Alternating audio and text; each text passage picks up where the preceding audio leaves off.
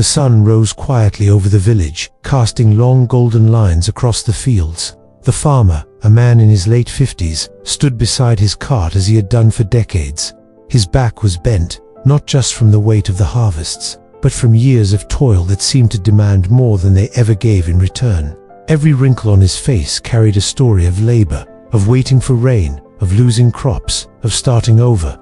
Yet behind his tired eyes there lived something heavier, something no one else could see, a bitterness that life had given him less than what he had poured into it.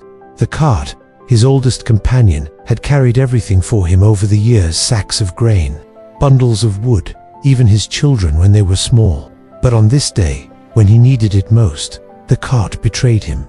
A wooden wheel cracked against the stony road, splintering with a sound that pierced him deeper than it should have. He stood still, staring at the broken cart, and for a long moment he felt as though his entire life had snapped along with it. He tried to lift the cart, to push it forward, but the weight was unbearable.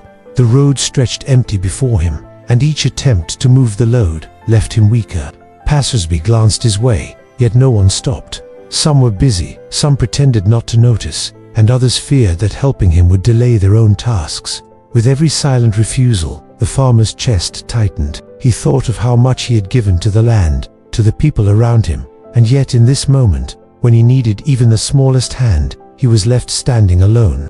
He sat down beside the broken wheel, his face buried in his rough palms. The bitterness inside him swelled like a storm. Perhaps he had been a fool all these years, he thought. A fool to believe that hard work was ever rewarded. A fool to keep pushing forward when life only answered with more hardship. He looked at his hands, calloused and worn, and wondered what all those years had truly earned him. The wind swept across the fields, carrying dust into the air, and for the first time in many years, the farmer felt small. Not just weary, not just tired, but invisible. It was as if life itself had turned its back on him. And in that moment, sitting by the broken cart, he was not just a farmer, he was a man lost in the silence of his own despair. As the farmer sat by his broken cart, the sun rose higher, spilling light across the dusty road. His thoughts weighed heavier than the load he could no longer move. While he wrestled with despair, a soft sound of footsteps approached.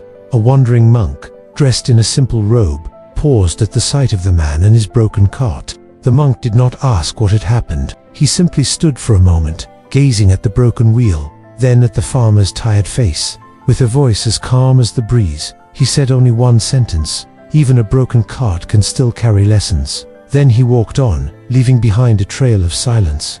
The farmer stared after him, baffled and slightly angered. What lesson could there possibly be in this? His cart was useless, his work delayed, and his pride wounded. Those words seemed like little more than a riddle from a stranger who knew nothing of his struggles. Yet the echo of the monk's voice lingered, weaving its way into the corners of his mind. Hours passed, the farmer still sat in defeat, until a small voice broke the quiet.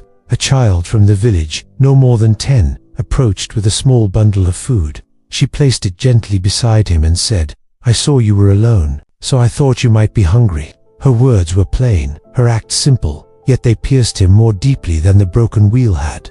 He looked at the bread and fruit, realizing this child had given him what others had not, the recognition that he mattered. His chest tightened, not with bitterness now, but with something softer he could not name. Gratitude, a warmth he had forgotten, stirred faintly within him. He lifted his eyes toward the path where the monk had walked and began to understand. The lesson was not about the cart, nor the work left undone.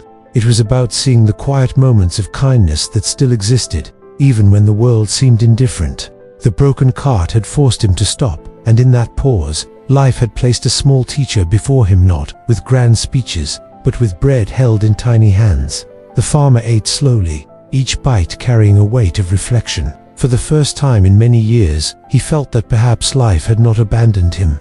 Perhaps he had simply forgotten where to look. The next morning, the farmer returned to the broken cart. The wheel was still cracked, the load still heavy, but his heart no longer carried the same bitterness. He ran his hands along the splintered wood, and instead of anger, he felt something like tenderness. This cart had served him faithfully for decades, and though it could not move now, it still held the stories of his life, the weight of harvests, the laughter of his children, the countless journeys across the fields. He no longer saw it as a failure. He saw it as a mirror, showing him that even when something breaks, it still has meaning. Neighbors began to notice the change in him. One man, seeing the cart, stopped to ask if he needed help. Another offered a piece of wood to repair the wheel. It was as if the world around him had shifted, though in truth, it was he who had changed. The bitterness that once pushed people away had softened into quiet humility, and in that humility, others found it easier to approach. The farmer began sharing his story with anyone who would listen. He spoke not of the pain of the broken cart, but of the child who shared food and the monk who spoke of lessons. He reminded others that life will always place obstacles in our path, but it is within those obstacles that gratitude takes root. People listened, not because his story was grand, but because it was real. They too knew what it meant to carry broken pieces. As days turned into weeks, the farmer became known not for his wariness, but for his wisdom. Villagers began to seek him out when they felt lost or tired, and he welcomed them with warmth. He no longer measured life by what was missing, but by the small lights it offered along the way. The broken cart remained in his yard, unrepaired, standing as a quiet reminder that gratitude is often found not in what is whole, but in what has been broken. One evening, as the sun sank low, the farmer sat beside the cart with a peaceful smile. He realized that the bitterness once living inside him had faded. In its place was a stillness that felt like freedom. Gratitude had not come to him in abundance or in ease, it had come in the form of broken wood, a wandering monk, and a child's kindness. And from those pieces, he had built a heart far stronger than before. Life does not wait until everything is perfect to offer us meaning. Sometimes, it speaks through broken wheels, heavy burdens, or quiet moments of loneliness. Yet, within those cracks, light has room to enter. The farmer's story is not about the strength to carry every load, but about the courage to see gratitude where others see only loss. As you carry your own broken pieces, remember that gratitude is not the absence of struggle, it is the presence of light in the midst of it. If this story touched you, consider liking, sharing, and subscribing for more True Spirit stories.